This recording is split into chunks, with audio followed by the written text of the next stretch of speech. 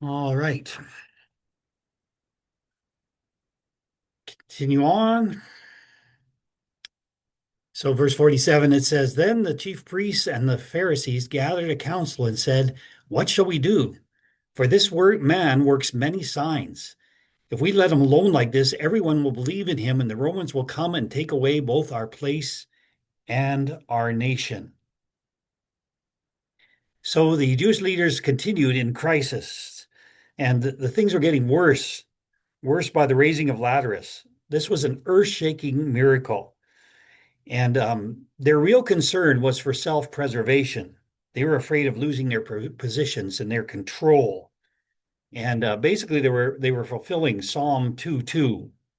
It says, "The rulers take counsel together against the Lord and against his anointed."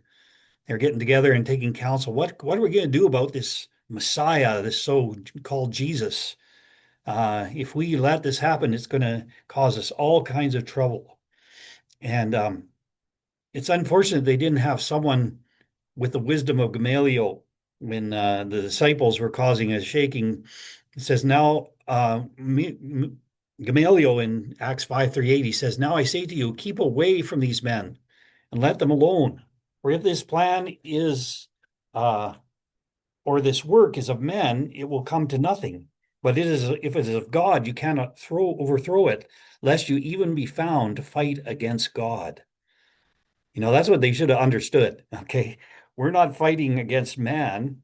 This guy is more than a man. This guy can do things that no man could ever do.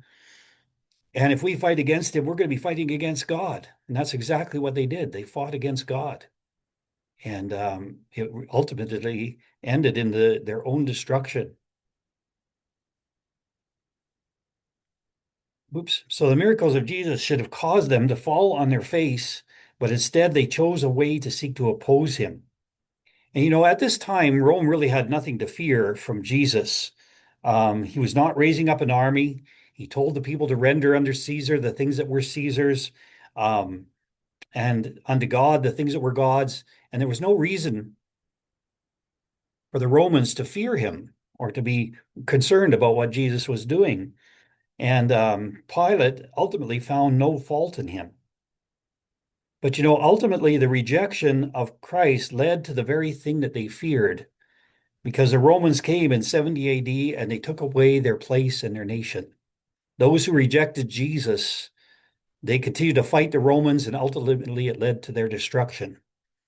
Those who believed in Jesus, they actually all fled. They fled in 66 AD and they all left to another place so that they weren't part of that destruction.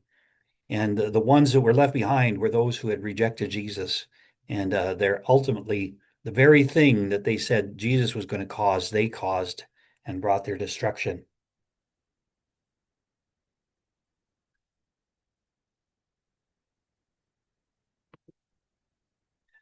All right. And one of them, Caiaphas, being the high priest that year, said to them, You know nothing at all, nor do you consider that it is expedient for us that one man should die for the people, and that not the whole nation should perish. Now, this he did not say in his own authority, but being the high priest that year, he prophesied that Jesus would die for the nation, and not for the nation also only, but also that he would gather together in one the children of God who were scattered abroad. All right. So instead of having Gamaliel who said, "Don't fight against God," they have this wicked Gamaliel, or Caiaphas, I should say, to give them advice. And it's interesting, like he wasn't the proper high priest. About 100 years before Jesus, the priesthood had become so corrupt that people could buy their way into being the high priest. They didn't have to be the son of Aaron or anything like that. They didn't have to have the proper lineage. Instead, they were able to buy their way in, and that's what Caiaphas had done. And so he was wicked. And notice his self-exaltation. He says, You know nothing at all. I'm the wise man. I'm the noble one. That's the reason I'm in this position, because I'm wise and noble, and you have to listen to me. And he expected everyone to bow down to the wisdom of his position. Now, his maxim is the same demonic wisdom we see spoken by elites, particularly some of the elites that we see in the world today. And basically, it's saying this: we can cause the death of innocent people under the guise of public safety. It doesn't matter that one person has to die for the nation. It doesn't matter that some people have to die. That's okay. It doesn't matter that they're innocent people. We'll just let them die because the nation is important. The collective is more important than the individual. And so honor and justice can be brushed aside in the face of what is expedient. And that's what he's saying. Well, we're going to do what's expedient. We're going to do what's best for us, what's best for the people. And even if it's wrong, even if it's unjust, we're going to do it. I think I heard the other day that they broke something like 13 laws when they tried Jesus, 13 of their own laws through those trials. And this was their attitude. They didn't care. They were going to accomplish what they wanted to accomplish. We see this in a world where abortion, euthanasia, war all fit into this philosophy, where it doesn't matter if a few people die, we're doing it for the good of the whole. We're doing it's what's better. Um, and It's honorable for a man to give his life for others, but not when it's required or taken. 1 John 3:16 says, "For this we know love, because he laid down his life for us, and we ought to lay down our lives for our brethren." But that's a thing that we willingly are willing to do, but not when it's forced by the government or forced upon us.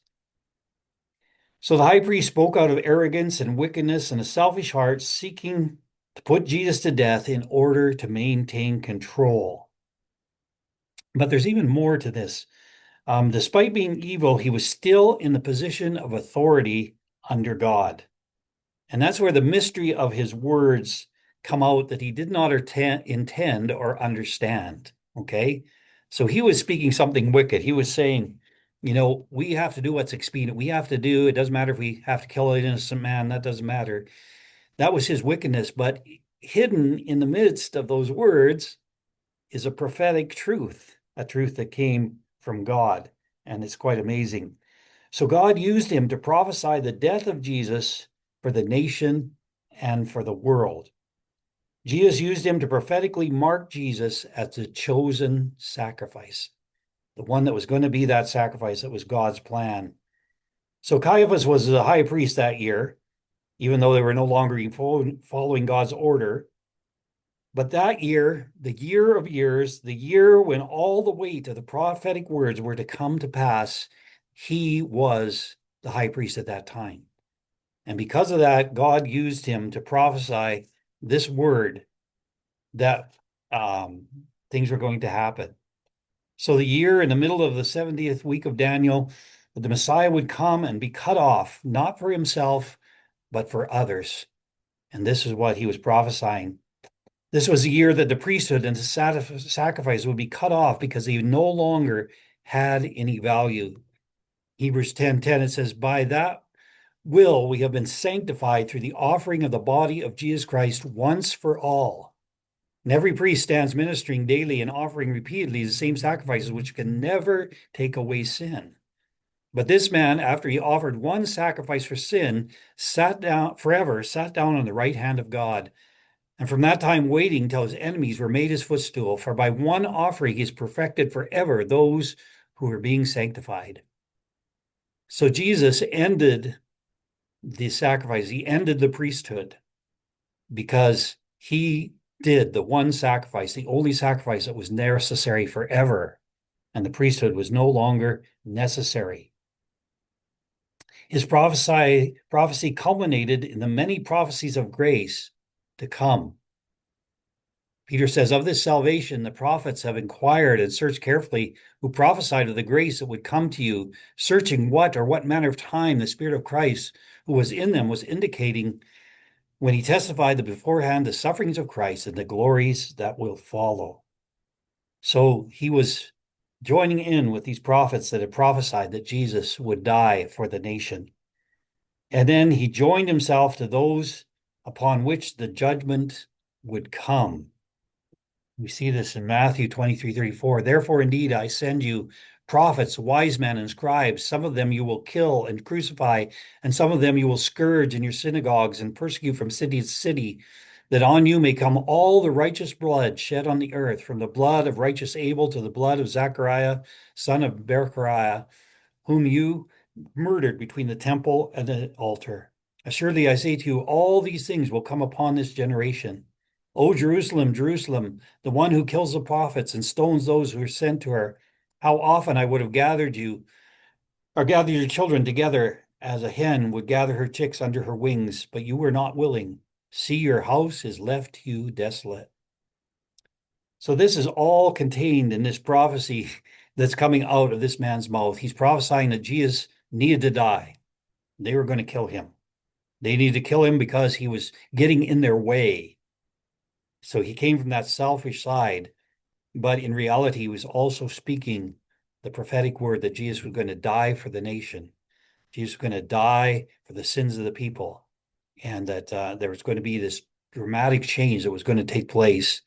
And ultimately, it released the judgment upon the priesthood, it released the judgment upon these leaders, and they bore the blood of all the prophets and everyone that was martyred before Jesus, Jesus being the ultimate martyr. And it led to the destruction of Jerusalem and the destruction of basically the Jewish religion and all the things that were there, because God had brought something better. He had brought a better sacrifice, and it was through Jesus Christ. Amen. All right, we'll end there. Anyone have any thoughts or comments they'd like to make about the resurrection of Lazarus?